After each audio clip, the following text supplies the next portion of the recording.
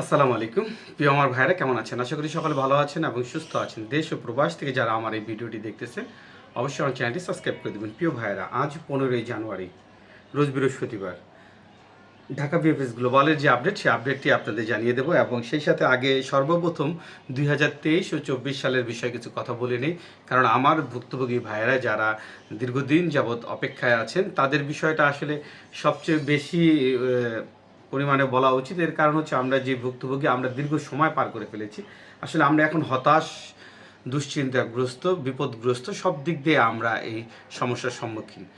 তাই আমি তাদের কথাগুলো আগে বলি। আপনাদের সবচাইতে বড় যে প্রশ্নটা হচ্ছে, আমরা আপডেট করার পরও কেন ভিসা পাচ্ছি না? প্রিয় ভাইয়েরা আমার, যারা আমরা 2023 সালের কাগজ নিয়ে বসে আছি, অনেকেই কাগজ আপডেট করেছে, মাধ্যমের থেকে শোনা হোক অথবা অনেকের হাতে কাগজ আপডেটেরও আছে, কিন্তু তারপরও কেন আমাদের ডাকা হচ্ছে না? আসলে এই যে একটা সমস্যা, এই সমস্যাটার আসলে কোনো সমাধান নেই। কারণ অনেকেই কিন্তু দেখবেন যে আপডেট করার 2 সপ্তাহ 3 সপ্তাহ পর অনেকে অ্যাম্বাসি থেকে ডাক পাচ্ছে, আবার কিন্তু অনেকে 4 মাস 3 মাস 5 মাস হয়ে গেছে আপডেট করার পরও তারা কিন্তু ডাক পাচ্ছে না। এখন আসলে এটার কারণটা কি?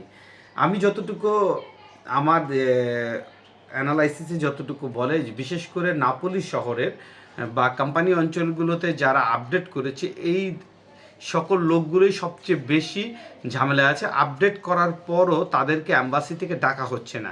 আসলে এর কারণটা আমি নিজেও জানি না কেন। কারণ প্রতিনিয়ত মাধ্যমগুলো বলে যাচ্ছে যে আপডেট হয়েছে। এখন দেখেন, সবচেয়ে বড় সমস্যাটা হচ্ছে অনেককে রিজেক্টও দিচ্ছে না, আবার ভিসাও দিচ্ছে না। এমন নাপোলি শহরের আপনারা জানেন যে দীর্ঘদিন যাবৎ প্রচুর পরিমাণে রিজেক্ট হচ্ছে, কিন্তু রিজেক্ট হওয়ার পরও কিন্তু অনেক কাগজ এখনও বাকি আছে। যেমন তাদেরকে ভিসাও দিচ্ছে না, রিজেক্টও করছে না। তাহলে কি তারা ভিসা পাবে? প্রশ্নটা কিন্তু এখানেই থেকে যায় যে যেহেতু আমাদের বিশেষ করে আপনারা জানেন যে আগস্টের অনেক রিজেক্ট দিয়েছে, বর্তমানে সেপ্টেম্বরের অনেক রিজেক্ট দিচ্ছে। তাহলে আগস্টে যারা জমা করেছিল তারা কি বাকিগুলো কি ভিসা পাবে? বিষয়টা কিন্তু আসলে এরকম না। অনেকেই এখনও আপডেট করার পরও বা আপডেট করেনি, তারপরও কিন্তু তাদের রিজেক্ট দেওয়া হচ্ছে না। আসলে এটা বলতে পারবে অ্যাম্বাসি অথবা পেপুত্তুরার থেকে যে তাদের ফাইলগুলোকে আসলে এখনও ধরা হয়নি, বা তাদের ফাইলগুলো মালিকের কাছে এখনও প্যাক পাঠায়নি, বা মালিক এখন পর্যন্ত প্যাক পাঠানোর পর কোনো ধরনের উত্তর দেয়নি। কিন্তু কোনো ধরনের উত্তর না যাদেরটা দিয়েছে তাদেরই কিন্তু রিজেক্ট কিন্তু অলরেডি দিচ্ছে। যাই হোক, আমি আপনাদের বলবো 2023 সালে যারা ভুক্তভোগী আছেন এবং 24 সালে যারা স্ক্যান কপি নিয়ে জমা দেওয়া আছেন, আপনারা আরেকটু ধৈর্য ধরেন। এছাড়া আর কোনো রাস্তাও নেই আপনাদের। ধৈর্য ছাড়া বিকল্প কোনো পথও আপনাদের কাছে খোলা নেই।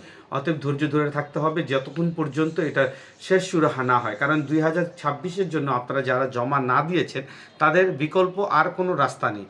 এটাই আপনাদের রাস্তা, অপেক্ষা করতে হবে। ধৈর্য যেহেতু ধরেছেন, আরও কিছু সময় ধৈর্য ধরতে হবে যে এটা শেষ ফলাফল কী হয়। তবে বর্তমান সময় যেহেতু রিজেক্টের পরিমাণ অনেক বেশি, রিটার্ন পাসপোর্ট ডাকার পরিমাণ অনেক কম, সেহেতু আরও কিছুদিন ধৈর্য ধরলে হয়তো বা বোঝা যাবে যে মোটামুটি যে ভিসাগুলো বাকিগুলো পাবে, হয়তো সেই ভিসাগুলো তারা দেওয়া শুরু করবে। অতএব এছাড়া আর কোনো রাস্তা আপনাদের নেই। এবার আসেন 2026 সালের বিষয়টা নিয়ে কিছু বলি। কারণ বর্তমানে সবচেয়ে যেটা আলোচিত বিষয় হচ্ছে, সেটা হচ্ছে ক্লিক ডে হওয়ার পর এখন পর্যন্ত কিছু মানুষের নুলস্তা আমি দেখেছি, অল্প একেবারে সামান্য 3-4টা নুলস্তা আমি রিসিভুতা আমি দেখেছি। কিন্তু এখন বিষয়টা হচ্ছে ম্যাক্সিমাম মাধ্যম, অর্থাৎ অনেক মাধ্যমের সাথে আমার কথা হয়েছে, তারা কিন্তু এখন পর্যন্ত রিসিভুতা হাতে পায়নি। তারা বলতেছে 7 দিন 10 দিন বা 12 দিন, কেউ 20 দিন পরেও পাবে, বা 1 সপ্তাহ 2-4 দিন ওয়েট করতে বলতেছে, যে এখন থেকে তারা রিসিভুতা হাতে পায়নি। কিন্তু যে সকল রিসিভুতাগুলো এখন পর্যন্ত হাতে এসেছে, আসলে এটা ফেক না অরিজিনাল এটাও এখনও বলা সম্ভব না। এর কারণ হচ্ছে যখন আপনি অ্যাভেলেবেল রিসিভুতাগুলো হাতে পাবেন, তখনই ওইগুলো ক্যালকুলেশন করলেই বোঝা যাবে যে কোনটা আসলে ফেক, কোনটা অরিজিনাল। কারণ আপনাদেরকে এই আবেদনের সময় আমি অনেকবার ভিডিওতে বলেছি, অনেকগুলো ভিডিও করেছি, যে যারা 26-এ আপনারা আবেদন করতেছেন, আপনাদের জন্য সবচেয়ে বড় ট্র্যাজেডিটা হচ্ছে যে আপনাদের সাথে রিসিট বাণিজ্য হবে।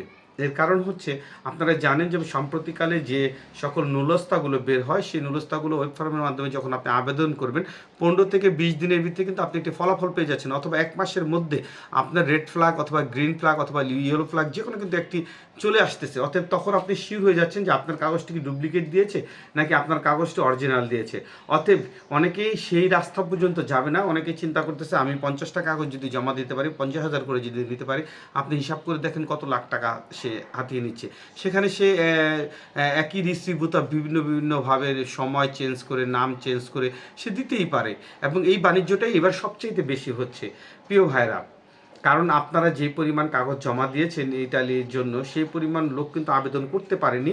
অতএব আপনারা যদি একটা অ্যানালাইসিস করেন দেখবেন যে বাংলাদেশ থেকেও কম করে হলো 1.5-2 লক্ষ পাসপোর্ট জমা পড়েছে শুধু বাংলাদেশ থেকে। এছাড়া বিশ্বের আরও কিন্তু 29টি দেশ রয়েছে।